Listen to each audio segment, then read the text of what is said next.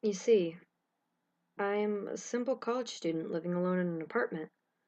I was very enthusiastic about the release of Pokemon Heart Gold, Soul Silver here in the States. I've purposely locked myself out of all media and the internet aside for school purposes. That means no 4chan, no V, no Bulbapedia, etc. As I was busy with the school year and being poor at the time, I wasn't able to buy Soul Silver on its launch date. After my school year ended, I ordered the game on Amazon. However, it would take a week for it to arrive. I decided during that time I'd replay my Crystal version on my Game Boy Color. However, I realized that long ago my mom threw it away because I told her the save went dead, and I was very upset about it. She also threw away my Silver version, so all I really have is the Game Boy Color. As such, I set out to GameStop and bought a used Silver version, as it's the only Pokemon game they have left for the Game Boy Color. $10, fairly cheap. I went home and started it up for a nostalgia trip. However, that's where things started to get bizarre. And most likely the reason you're even reading this in the first place. The Game Freak logo started up as normal, but then it just froze there. I thought the cart was just errored or something, so I turned it off and on a few times. The same thing happened. I tried pressing A and start over and over, and well, all the buttons. Eventually, the logo vanished, and there was a black screen for about 5 seconds. Suddenly, rather than going to the usual menu screen, I was already in the game in a previous save file, which was odd as I was expecting all of these carts to have been wiped by the poor battery. Either way, I wasn't really complaining, as I would have chosen the continue option to see what the previous guy did anyways. First off, I checked his trainer information. His name was just dot dot dot. He didn't have much originality, it seemed. I checked his profile, and apparently he had 999 hours and 99 minutes put into the game, with all 16 badges, 99,999.9 Pokédollars, and all 251 Pokemon on the Pokedex. Seeing as he apparently had Mew and Celebi logged as well, I'm guessing he either used a Game Genie or was a really hardcore Pokemon player back then. Anyway, I checked his Pokemon to see what a badass team he has. To my surprise, I saw 5 unknowns and a 6 Pokemon named Hurry.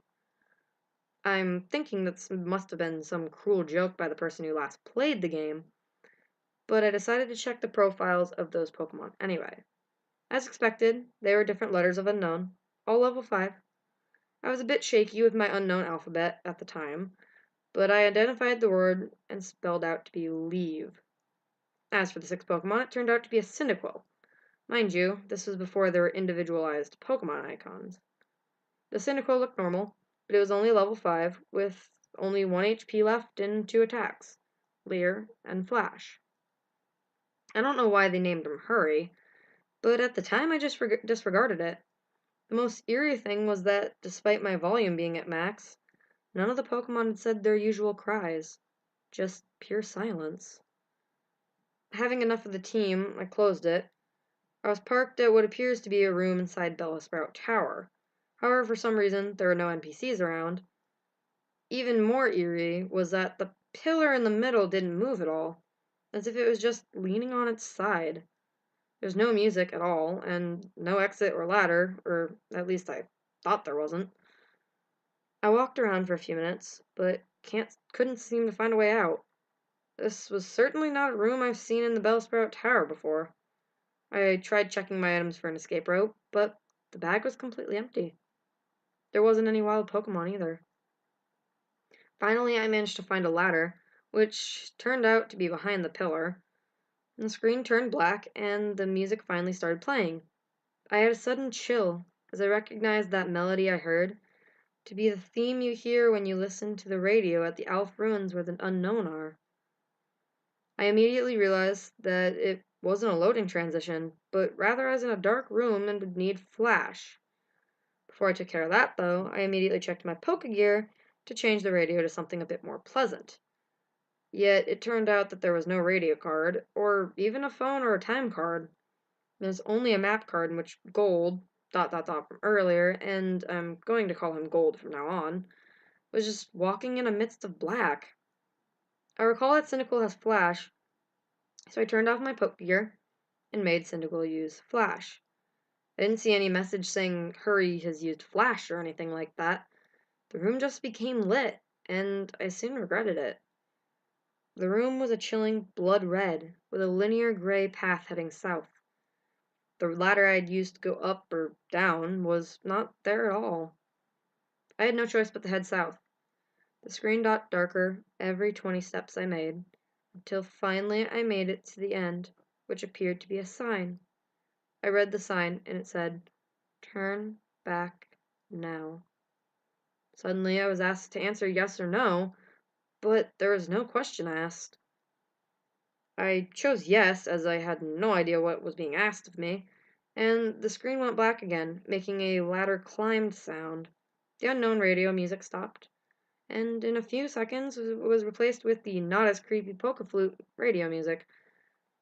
I was in another dark room, but I held my breath and used Flash.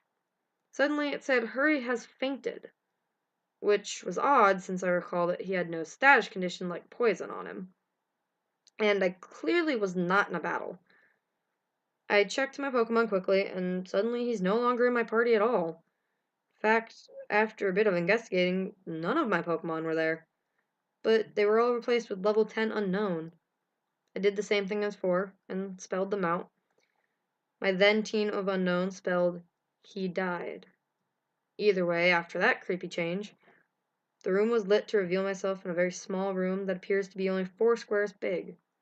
The walls of the rooms were gray bricks, as if I was inside something that was hollowed out. Outside that room appears to be a bunch of graves, similar to the one in Pokemon Red and Blue. I walked around that small room and pressed A, but nothing happened. I had already concluded at the time that it was clearly a hacked game and some sadistic fuck had sold it to GameStop.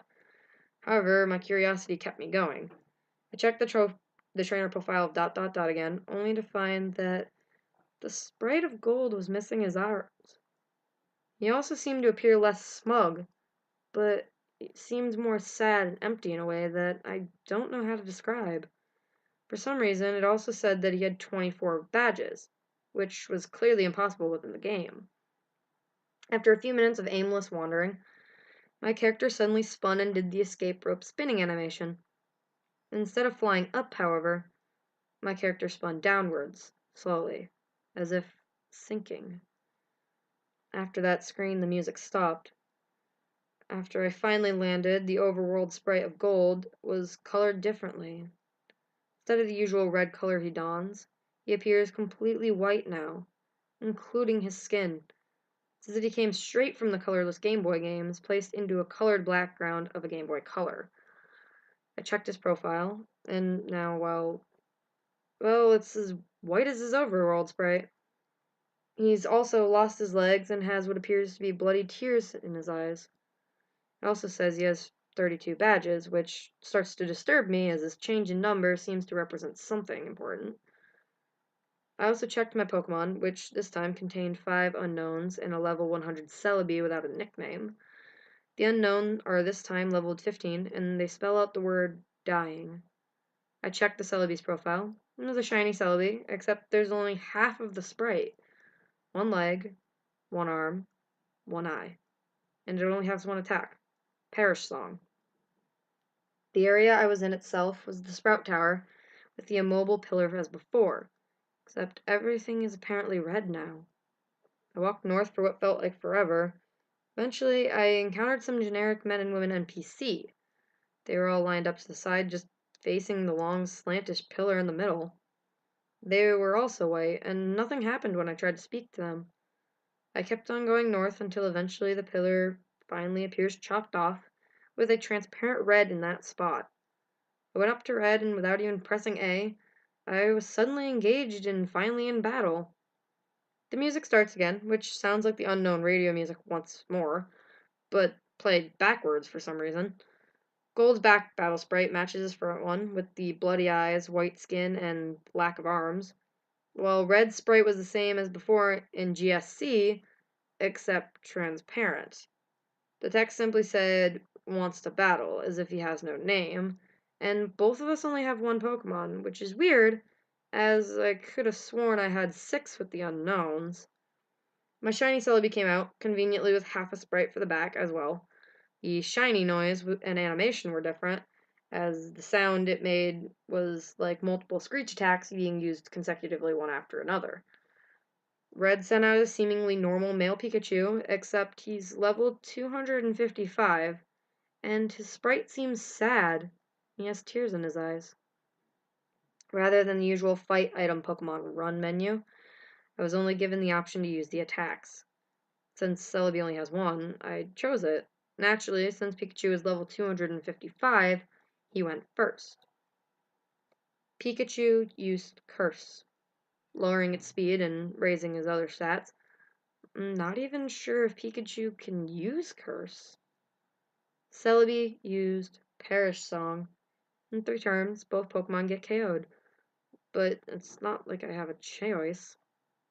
At this point, it didn't even go back to the fight menu, as the battle just continued without me. Also, note that there were no animations at all for some reason. Pikachu used Flail, which didn't do much damage despite his level and boost, as his health was maxed. Celebi used Perish Song. Nothing happened, because it had already been used. Pikachu used Frustration, which did a shit ton of damage, knocking Celebi down to less than 10 HP. Celebi used Pain Split, which surprised me as Celebi didn't even have that attack in the first place. Now, Celebi and Pikachu have about 150 HP each. Pikachu used Mean Look. Not like that did anything. As expected, due to the effects of Perish Song, my Celebi fainted. Except in the text it said, Celebi has died. And instead of the ordinary drop off the screen animation, the Celebi Brax rate just vanished. For some reason, the Pikachu was still up, even with the Perish Song, and it didn't count as my loss.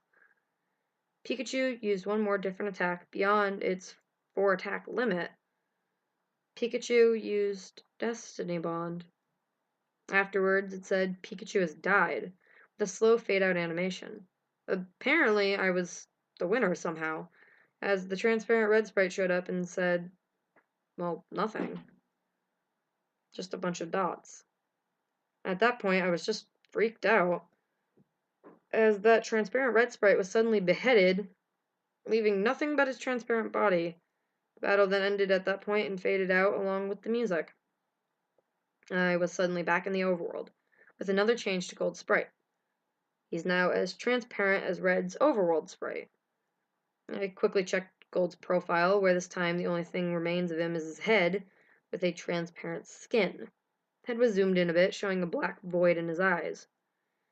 It now stated that he has 40 badges. I then backed out and checked my Pokemon. They were all level 20, shiny unknown, and they spelled out no more. I was at what I now know is next to the end. There was apparently no music playing, but for some reason I felt like something was there that could be heard. I was back in my room in Newbark Town. Maybe finally I'd get to play the game properly. But who am I kidding? I knew that sadistic fuck must have done something. I walked around my room to interact with things, as I'm a bit afraid to go downstairs and see what was waiting for me. No, I said walked, as while the background was moving, Gold was not moving his transparent limbs at all while doing so. Just floating like those ghosts you see in Diamond and Pearl. As expected, the radio, computer, and TV didn't work, so I had no choice but to go downstairs. I ended up in the same lower level room of my house. Everything's normal, except Mom's not home. After failing to interact with anything in this room either, I decided to go outside. To my surprise, that door leading outward to the south didn't work, and instead I just walked straight through it and into a void. I continued moving south to see what the fuck was going on. My house vanishes as I head south into the void. It was creepy, as when I entered the void, the outline on Gold's transparent sprite turned white to contrast with the pitch blackness. Eventually, I reached a white area, and Gold's sprite turned black and transparent again. I continued south without thinking of stopping at all. After a long trek, I finally encountered something. It was Gold's regular sprite. I talked to it, and he said, Goodbye forever. Dot, dot, dot. Notably with a space in between the forever and dot, dot, dots. And vanished. As that happened, it said, blank used nightmare, which at that point I could not deny that being possible. Gold did another escape rope animation, spinning slowly downwards, like the first time. I'm now back to that small hollowed out room surrounded by graves earlier, or at least I say I was back there, as there's no sprite anymore. I tried to walk around, but nothing moved, not even the wall bumping noises. I checked my trainer profile with absolutely no gold sprite left. It said I have 0 badges, and all the pictures of the Johto gym leaders at the bottom were replaced with skulls. I checked my Pokemon, which were all level 25 unknown, and, as expected, it spelled out a phrase that I dared to read. It read, I'm dead. As soon as I went back to the overworld, the room I supposedly was in was then covered with the same blocks as the walls. I figured out exactly what the room was when the final text finally said, rest in peace. Dot, dot, dot. That room was a big grave, surrounded by other graves. Gold had already been dead. He died presumably a few years after he defeated Red. He was a young trainer who, despite his efforts in collecting so many badges and attempts at becoming a Pokemon master, was still unable to avoid the inevitable fate of death, and his efforts were eventually forgotten by the next generation. I was unable to escape from that text no matter what I pressed. Tried resetting the game, and the same thing happened. At which I then finally decided to give up on that horrible nightmare. After that experience, I will never look at the gimmick unknown the same way ever again. They say that only the first generation have folk tales and legends, but the second generation have shown me how unpleasant the truth can actually be. I eventually enjoyed Soul Silver immensely, but I still can't unthink what that rigged game has told me.